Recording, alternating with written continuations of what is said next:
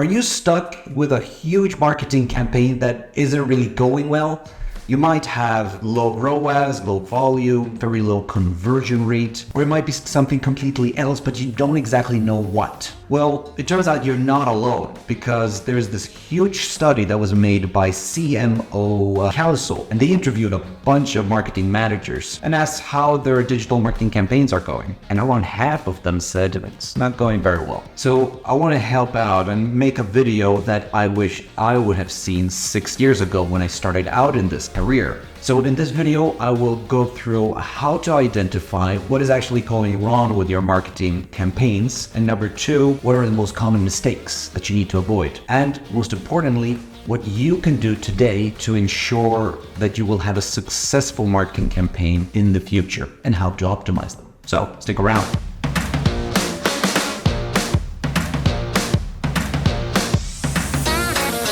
So first off, one of the bigger problems people have when they are trying to analyze what's going wrong with their campaigns is that they simply don't have enough data. I see very often that people receive 100 views on their website and they draw conclusions like, yeah, we should go in this direction or that. But if you haven't spent a few $1,000s or you haven't received like at least a few thousand visits through your marketing campaigns, then you can't draw pretty much any conclusion yet. Keep that in mind and ask yourself, like, do I have simply enough data to make an assessment, like, is this a good campaign or not? Next up, you need to ask yourself, what does my customer journey look like?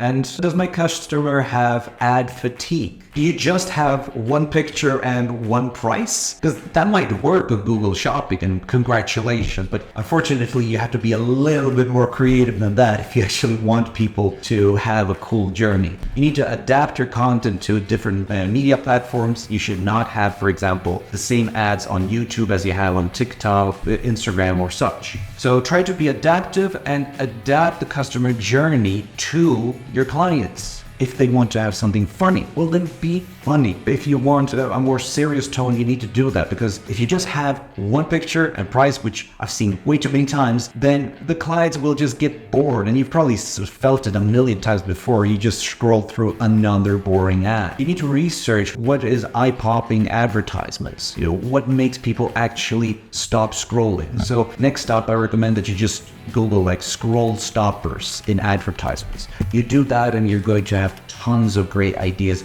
how you can make your products pop out. Next up is that you need to ask yourself, why should somebody care about my brand? Why should people return to me? I'll give you a fantastic example. Let's say I'm selling you a bit of liquid, and if you drink it, you will be awake a little bit longer. It doesn't sound too exciting, right? And you might buy it and you might realize, yeah, it actually worked, and that's it. But if I present you with all the marketing that Red Bull has done, you might be thinking, there's this monster truck that was doing backflips, or some guy who jumped out of an airplane without a parachute, or some crazy stuff like that, then you will remember Red Bull next time you're picking that liquid out of all the thousands of energy drinks out there, right? That's the power of good marketing and projecting your brand, because you will always be on top of mind of people, whether it's entertainment, education, or it might be that you're getting something back to society. Make people actually care about your brand and make sure that it comes through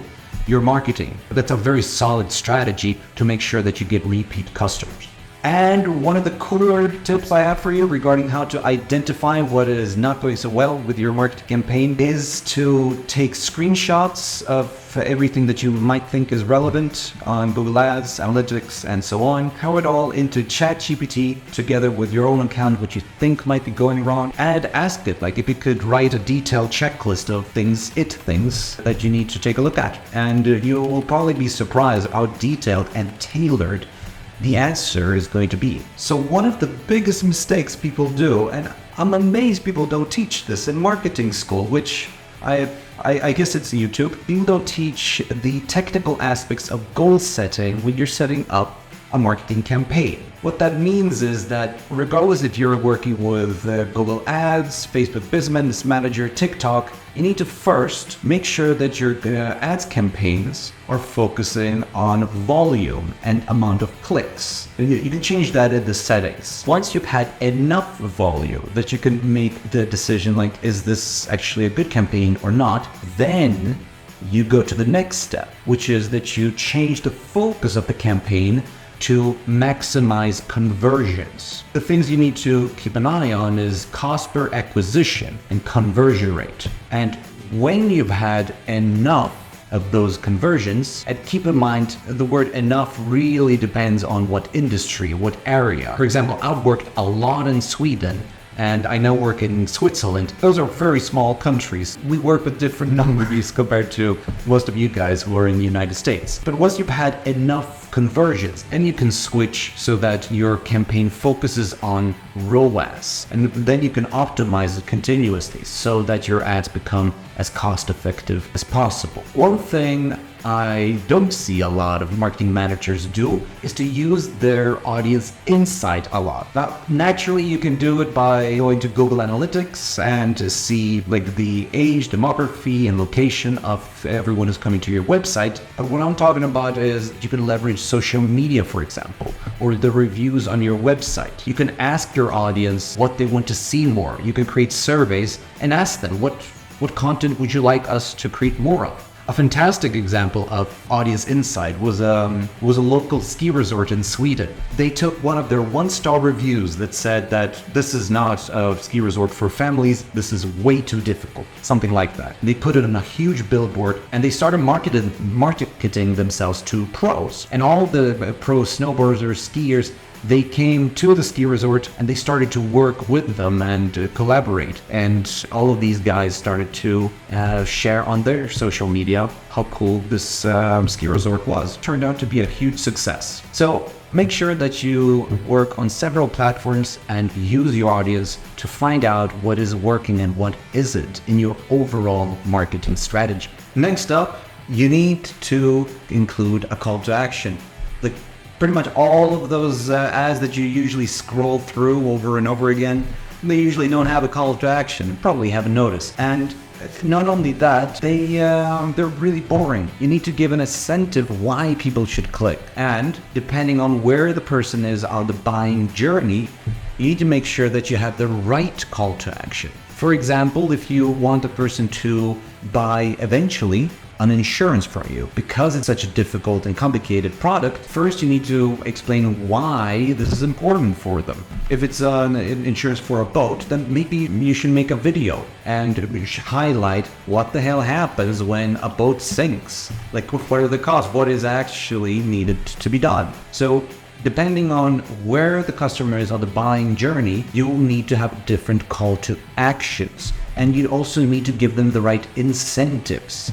For example, a very classic one that I'm pretty sure you've seen it a million times by now is, hey, you'll get a free ebook if I just get your email. And that's a way of making people draw you deeper into what's called the sales funnel. Because if you continuously get emails from people, then you're more likely to have that company's services or products on top of your mind. So first, identify where the people are in the customer's journey and adapt your call to actions and your messaging depending on that. And next up are 3 strategies that marketers use when they are ensuring that their campaigns will go in the right direction in the future. Now, first off, what we usually use are SMART goals. And by that, I mean that they're specific. You need to know exactly what the campaign is for. Is it to make sure people go further down the sales funnel? Is it to make sure that people get sales or brand awareness or such? After that, it's measurability of your goals. Let's say that you're making a brand awareness campaign and 1 million people saw your campaign and your logo. Fantastic, but how many of them can actually mention your company if you ask about it? Achievability is another one. You need to know, is it even possible to achieve, for example, profitability or breakthrough in a new market? You need to know exactly what your goals are, and not only that, to know if it is it even possible to achieve it. Next up is relevancy. You need to know if your campaign is overall relevant to the company goal. Let's say your campaign is extremely profitable, but it doesn't really go according to the overall brand. That happens a lot if there is not a lot of synergy between departments. Also, make sure that your campaign is relevant for the target audience, for the target platform, and such. And lastly, time bound. This is especially important from a budgetary point of view, because when you're trying out a new campaign, you need to know how long you can keep going with this campaign until you realize that this is just a waste of money. This is very common when you're doing A/B testing. The next strategy really separates the fantastic marketers from the average ones, and that is, of course, to continuously optimize your marketing campaigns. I've seen several times agencies that have a pretty good ROAS and they have good click-through rate and everything seems to be in the green. So that's fantastic, right? And when they feel that way, they tend to not update much because the client is happy. So why should we do more? That usually leads to stagnation, and then the numbers will start looking bad after a while. And that's one of the reasons why I deeply recommend that you do quarterly at least or monthly reviews of your strategy and your overall marketing campaigns. Now, there are many tools that can give you a pretty good top-down approach to this. Looker Studio is a classic one. It used to be called Google Data Studio. ClickUp is also fantastic. Just make sure that you look from above and see, like, are things going the way they should? Because a lot of times, especially when you are just working with SEO or SEM, you tend to go with the nitty-gritty details, but you don't look from above, like, are things really going the way they should? That way they can also, through A/B testing, also see, is the brand currently adapted to the market? And lastly, make sure that you have a cool and engaging story to your brand. If you think of any company that you think is really cool and exciting, then I'm betting that they have a really cool story that they have told you. I can give two fantastic examples. Volvo, they've done some crazy things regarding their trucks. I've put down some links in the description. For example, they hung a truck from a hook. Another one would be the Jean-Claude Van Damme's famous split. He used two trucks to do that. And IKEA made a really cool one where they just have filmed a little poor lamp that wasn't useful anymore, and they put it outside in the rain and the cold, and they put on sad music. Like, creating fantastic stories and that are short and to the point and engaging. They don't have to be expensive, they just have to be memorable. And that's it. We've covered a lot, and so thank you so much for watching. I would love to hear your comments. I'm gonna read them all, and I would love to hear what you are struggling with regarding marketing or adaptability to the age of AI. So drop a comment, and I'll see you in the next video. Take care.